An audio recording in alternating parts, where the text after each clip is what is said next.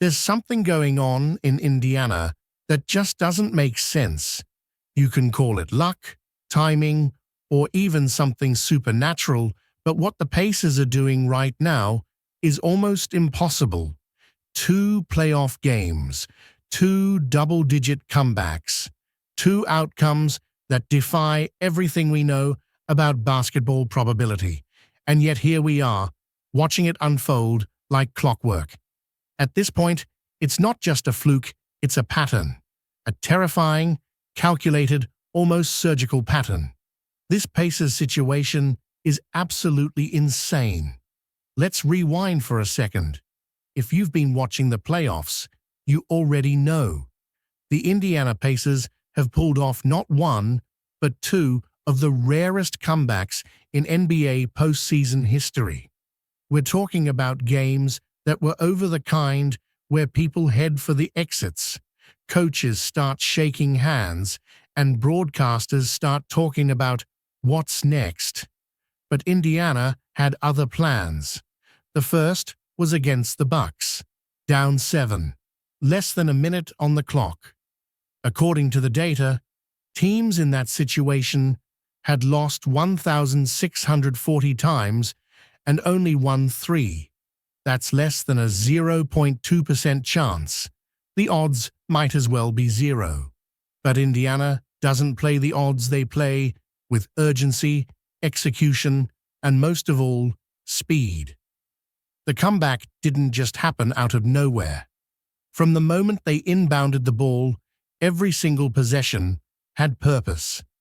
Tyrese Haliburton was in full control, scanning the floor like a quarterback, sizing up mismatches and collapsing the defense. Pascal Siakam bullied defenders in the paint. And then there's the defense full-court pressure that looks chaotic but is actually perfectly timed. Double teams, trap angles, denial on the inbounds. You can't breathe against them when they turn it up. Even when things went wrong, like missed free throws or wide-open bricks, they found a way. Offensive rebounds off missed free throws, backcourt steals, forcing timeouts, and pressuring teams into turnovers. They weren't just playing basketball, they were surviving. It felt like watching a horror movie for their opponents. No matter what the other team did, the Pacers just kept coming. And then, just 1 week later, it happened again. This time against Cleveland.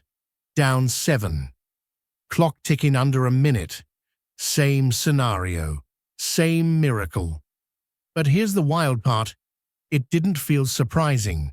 Because this is what Indiana does now. This is who they are. Once again, it was Haliburton orchestrating from the top. Once again, it was the defense swallowing up the ball handlers, forcing mistakes, stealing possessions. They even managed to pull off something almost unheard of. 2 offensive rebounds off missed free throws in the final minute of a playoff game. That just doesn't happen. But it did. And it all leads to one question: how? Let's talk about pace. The Pacers don't just play fast. They play with intentional speed. Every cut, every pass, every drive is happening at double the speed of their opponent. Most teams, especially late in games, like to slow down. They want to protect the lead, use the clock, control the tempo. But Indiana flips that on its head. When they're trailing, they accelerate. They bend time. Haliburton gets a layup in 3 seconds. They go from inbound to shot in 5 seconds. It's organized chaos, and it works. The other piece of this insanity is execution. Most teams panic when they're down. Indiana doesn't. Their offensive sets are still sharp. Their spacing is still clean. Their reads are still perfect. When you need a 3, they find the corner. When you need a mismatch, they create it. When you need a foul, they draw it. And maybe most importantly, they don't turn the ball over.